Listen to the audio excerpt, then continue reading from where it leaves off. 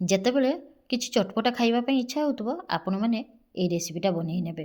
ଏଇଟା ବନେଇବା ପାଇଁ ବହୁତ ଟାଇମ୍ ବି ଦରକାର ନାହିଁ, ତା ସହିତ ବେଶୀ କିଛି ଜିନିଷ ବି ଦରକାର ନାହିଁ।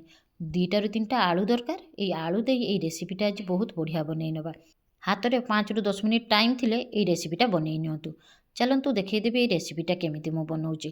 ନମସ୍କାର, ମୁଁ ମିଲି। ଆପଣ ସମସ୍ତଙ୍କୁ ସ୍ୱାଗତ ଜଣାଉଛି ମୋ ରୋଷେଇ ଘରେ। ଆଶା କରୁଛି ଆପଣମାନେ ସମସ୍ତେ ଭଲରେ ଥିବେ। ଚାଲନ୍ତୁ ଝଟପଟ କିନା ଏଇ ରେସିପିଟା ବନେଇ ନେଇ। ଫ୍ରାଏ ପ୍ୟାନ୍ଟା ଗରମ କରି ନେବେ। ଜିରା ଦେଇଦେବେ 2 ଚାମଚ, 2 ଚାମଚ ଧନିଆ ଦେଇଦେବେ, ଗୋଲମରିଚ ବି 1 ଚାମଚ, ତା ସହିତ କିଛି ଶୁଖିଲା ଲଙ୍କା ଦେଇଦେବେ। ଦେଇ ହାଲକା ଟିକେ ଭାଜି ନେବେ। ଲୋରୁ ମିଡ଼ିୟମ୍ ଫ୍ଲେମ୍ରେ ଏଇ ଭଜାଟାକୁ ଭାଜି ନେବେ। ଦେଖନ୍ତୁ ବହୁତ ବଢ଼ିଆ କିନା ଭାଜି ହେଇଛି। ଏବେ ଆକୁ ବାହାର କରି ନେବା। ବାହାର କରି ଥଣ୍ଡା କରିନେବା। ଥଣ୍ଡା କରି ଗୋଟେ ହାଲକା ପାଉଡ଼ର ବନେଇ ନେବା। ପୁରା କ୍ରସ୍ କରିବାନି, ଅଳ୍ପ ଟିକେ ଦରଖଡ଼ା ଥିବ ସେମିତି କରିନେବା।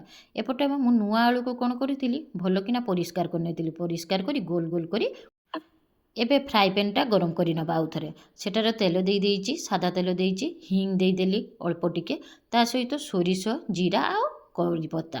ଏଇ କରିପତ୍ତା, ସୋରିଷ, ଜିରାଟା ନିହାତି ଦେବେ। ଦେଖିବେ ଏଇ ଚଟପଟା ଆଳୁ ଖାଇବା ପାଇଁ ବହୁତ ବଢ଼ିଆ ଲାଗିବ।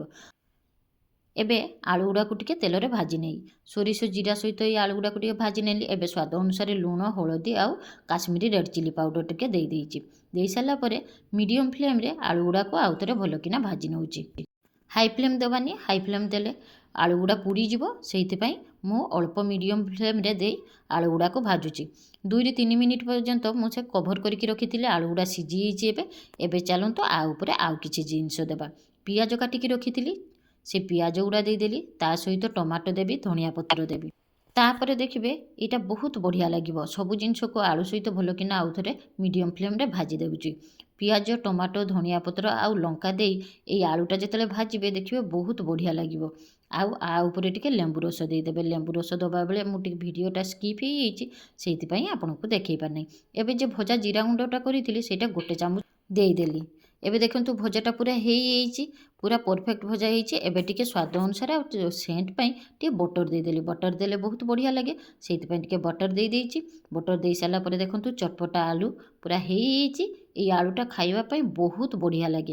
ସନ୍ଧ୍ୟାବେଳେ ଯଦି କିଛି ନଥାଏ ମୁଁ ଏଇ ଆଳୁଟା କରି ଆମେ ପୁରା ଫ୍ୟାମିଲି ବହୁତ ଆନନ୍ଦରେ ଖାଇ। ଦେଖନ୍ତୁ ହେଇଯାଇଛି ଏଇଟା।